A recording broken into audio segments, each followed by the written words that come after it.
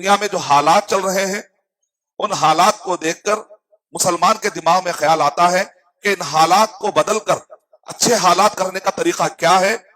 تو صحیح الجامع الصغیر حدیث نمبر 432 کے حوالے کے مطابق اللہ کے نبی صلی اللہ علیہ وسلم نے پیشن گوئی فرمائی تھی کہ ایک وقت ایسا آئے گا کہ مسلمانوں کو کون دلیل کرے گا؟ اللہ دلیل کرے گا. ہم یہ سمجھتے ہیں کہ دشمن دلیل کرے گا, ہم یہ سمجھتے ہیں کہ فلاں ملک دلیل کرے گا, فلاں پارٹی دلیل کرے گی. حدیث میں لکھا ہوا ہے کہ ایک وقت آئے گا کہ اللہ تعالیٰ دلیل کریں گے کس کو؟ مسلمانوں کو. سوال آتا ہے آخر ایسا کیوں؟ صلت اللہ علیکم ذلن, اللہ مسلط کر دے گا تم پر ذلت کو, لا ینزعہ, ایسی ذلت لا ینزعہ, کوئی ہٹا ہی نہیں سکتا. پورے علماء کوشش کر رہے ہیں, پورے جماعتیں کوشش کر رہے ہیں, پورے سینٹر کوشش کر رہے ہیں, لیکن ذلت سے مسلمان باہر نہیں نکل رہے.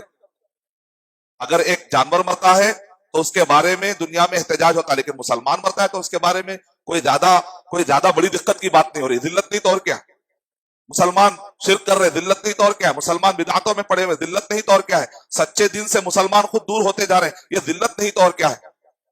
اب نکلنے کا طریقہ کیا ہے؟ اللہ کے نبی صلی اللہ علیہ وسلم نے ارشاد فرما دیا, لا ینزعہ, کوئی اس ذلت کو نہیں نکال سکتا, حتی ترجعوا الی دینکم, جب تک کہ تم اپنے دین کی طرف نہیں لوٹو گے مسلمانوں, تمہاری اس ذلت کو کوئی بھی نہیں نکال سکتا. تو دین کی طرف لوٹنے کا مطلب کیا ہے؟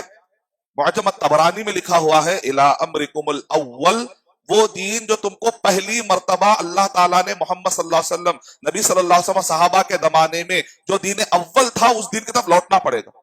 عقیدے میں, عبادات میں, معاملات میں, اخلاقیات میں, زندگی کے ہر شعبے میں مسلمان اگر اس دین کو فالو کریں گے, وہ دین اسلام کو فالو کریں گے جو نبی صلی اللہ علیہ وسلم اور صحابہ کے زمانے میں تھا, تو یہ ذلت ہٹے گی. اس کے علاوہ کوئی اور طریقہ نہیں ہے کہ مسلمان ذلت کو ہٹا لے. پاور کے ذریعے سے, مال کے ذریعے سے, دولت کے ذریعے سے, اقتدار کے ذریعے سے ہٹانا چاہے تو مسلمان نہیں ہٹا سکتے.